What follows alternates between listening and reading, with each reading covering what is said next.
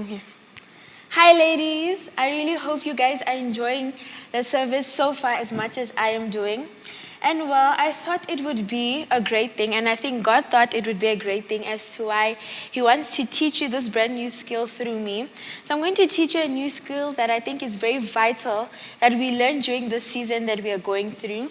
It's not an easy skill to accumulate, and it takes a long time to learn, but I promise you, once you have got the hang of it, then in whatever situation or challenges that you face in your life, you'll be strong enough to tackle them.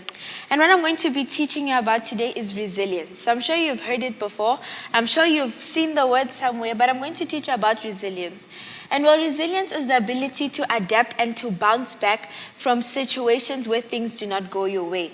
It is the ability to cope mentally and emotionally with a transition or a change or a crisis, such as something that we're all going through right now. It is a way to develop mental toughness so that you can face your problems head on. It is also having an I will not give up attitude with a no matter what it takes mentality. Well, I have this quote from an amazing man named Charles Darwin. And he said that it is not the strongest species that survive, neither is it the most intelligent species that survive, but it is the most adaptable that survive. So why is it important to develop resilience as a skill? I'm sure you're saying, but Zoe, why do I really have to develop such a skill? And well, I have to break it to you.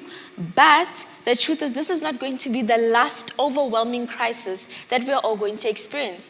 It's not going to be the last time that you're going to encounter a situation or a challenge where you feel like you feel like throwing in the towel. And with resilience, you will have a more positive outlook, and your mentality will be strong enough so that you'll be able to come up with innovative solutions. So I'm going to give you tips on how to build resilience. So the first tip is to acknowledge change. I want you guys to acknowledge that this is the new normal that we're living in.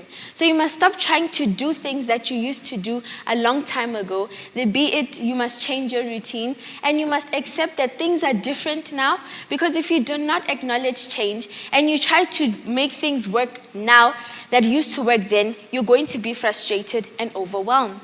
The second thing is to have positive thoughts. Surround yourself by positive people, be it a friend that makes you laugh. If you must speak to somebody that you know always has an amazing vibe, but surround yourself with positive thoughts. I hate to break it to you, but you must leave News 24 alone. The third thing is to avoid escapism. I love watching Netflix. I love being on YouTube. But I make sure that it is not a way for me. I make sure not to make Netflix an escaping mechanism to hide whatever challenge that I'm going through. The worst thing you can do is using substances such as alcohol and drugs to try and hide your issue. Because the truth is, these things are not solutions, but they are just used to hide your issues. And you know what happens when you hide your issues or you try to escape from them? Then your issue is going to grow and become a monster.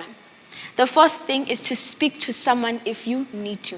If you feel like, Zoe, I'm so overwhelmed, I feel so much under pressure, I'm mentally drained, I'm physically tired, I can't take it anymore, then I want you to reach out to somebody. Speak to a friend. If you're a student, speak to a teacher. And that is why the church is here. That is why the leaders are here. That's why our information is always on the screen. So that if you feel like there's no one in the world that understands what you're going through, or if there's no one in the world that you can speak to, then we want you to reach out to us. We are here with open arms from a distance, but we are ready to help you overcome whatever challenge that you are going through. The next thing is to be proactive. You should be proactive. Don't let everything, such as all your hard work, your goals, be it your business, don't let it crumble in front of you. And take the pieces that COVID-19 has left behind, pick it up, and build something bigger and stronger with it. That includes also writing brand new goals. Because if the goals that you wrote in 2019 for 2020 is not working now, then you must write brand new ones. That is you being proactive. The last tip is to get enough sleep and get exercise. Now, I somewhat struggle with these ones, but I promise you they will help you. Get enough sleep. Have at least 8 hours of sleep every single day.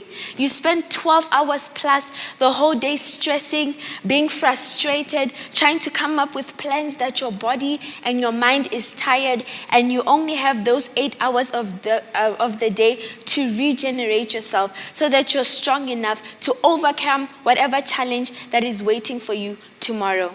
And also exercise. We take care of our hair, we take care of our skin, we take care of our nails, but we never take care of our organs, we never take care of our body. And it is very vital that you exercise every single day. It doesn't have to be an intense workout. I personally do not like intense workouts. But if it means that you must take a 30-minute walk every single day, it's going to improve your mental health. And once you look good, you'll start to feel good. Well, I've given you 7 practical things to do to build resilience, but I left the most important one for last. So I want you to follow me to the book of Hebrews chapter 12 from verse 1 to 2. And I'm going to quickly read it. And it says, as for us, we have all these great witnesses who encircle us like clouds. So we must let go of every wound that has pierced us and the sin we so easily fall into.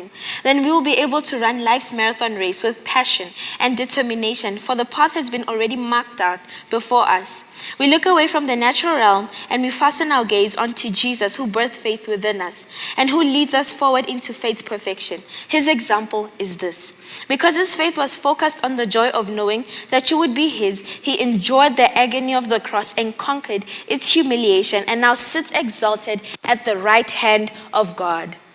Well, there are 2 things I picked up from that. The first thing is that there are hundreds of thousands of saints in heaven that are cheering on you to pick yourself up and keep on moving. There are hundreds of thousands of saints, including Jesus and God on their side, that keep on roaring out your name because they believe in you. Let me tell you something. Jesus will never cheer your name if he doesn't believe that you can go through that challenge. You know, the Bible says that God will never let us go through things that we cannot handle. And that is why they are confidently shouting out your name each and every time. And every time you feel like giving up, they get louder and louder. The second important thing that I picked up is that Jesus also practiced resilience. You know, from the process of him being humiliated and him going through pain, through all the beatings, I can imagine how emotionally, mentally, and physically drained he was. But you know what Jesus did? He saw his victory. Second thing that I picked up is that Jesus also practiced perseverance and resilience in the Bible. From the process of him being humiliated, being beaten, being tortured until the cross, he persevered and built resilience. He could have thrown in the towel. He could have given up. I can imagine how physically drained he was, how mentally drained he was. But yet, you know what he did to build resilience? He saw his victory at the end. He saw the reward and the outcome that all this pain was going to give him. And that's what I want you to do. I want you to build new goals. I can promise you one thing, COVID-19 is not going to last forever. That's why I said in one of the tips, I wanted you to be proactive. I want you to see your success. I want you to see those goals in the future. I want you to see yourself walking outside without a mask again. I want that to be your reason to build resilience. I want that to be a reason for you to have perseverance, to push through. Because guess what? You can do it.